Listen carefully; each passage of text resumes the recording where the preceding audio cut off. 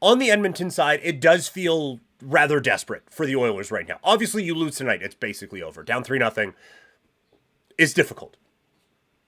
That being said, they did have a really good game in game one. They just couldn't beat Bobrovsky, but they generated a lot of chances in that game. And yes, game two, they got their teeth kicked in. Like the Panthers absolutely controlled that second game, but I do think there is some recency bias coming in when assessing the Oilers' chances. Like going on game over after that, which by the way, I'm back on game over tonight. Going on game over after that, like it was pretty bleak feeling. It's like, man, the Panthers are in complete control. Oilers are in trouble. It's like, if more games like that happen, yes. Even if just one more game happens like that, yes.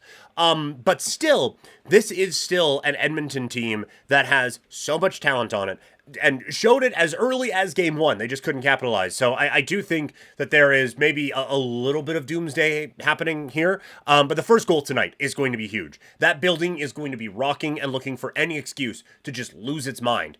And so I think you need that if you're Edmonton to get that building going. Because on the other side of it, if it's 1-0 Florida, 5 minutes in, that is a nervous building, and that can have the opposite effect on a home side. But the other part of it is this team has played with the lead so well this postseason, and they have protected leads so effectively. If they can get that lead, and I'm not saying like just fall into a shell and hope you win 1-0 because you're not going to do that against this team, but if they can get that lead and then play that high possession game that they've been able to do, that will help them out immensely. And the way to do that is you have to make life difficult on Sergei Bobrovsky. He can be all over the place. It's just he has been all over the place and then in the right place.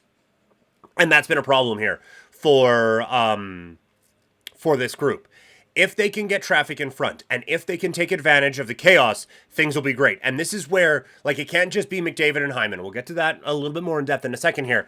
I think Evander Kane needs to have a really big game tonight. He is the guy who can score the type of goals that I think Edmonton is going to have to score if they are going to be successful in this hockey game.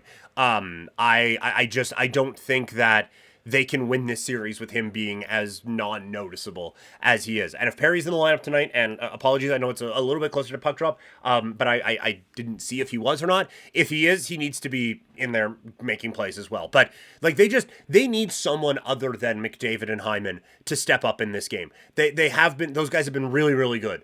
But there's just been no help. I think 3 forwards in the last game had shots offensively. They need Draisaitl. We focused on that before. They need him to be better. Excuse me.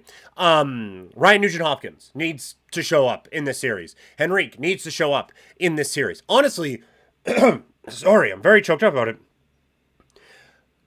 Bouchard, where you been, bud? They need him to step up as well if they're going to make any type of hay here in this Stanley Cup Final. It should be a really, really interesting game tonight. I can't wait. And again, I'm going to be on Game Over, the Game Over Network, breaking it all down once this all wraps up.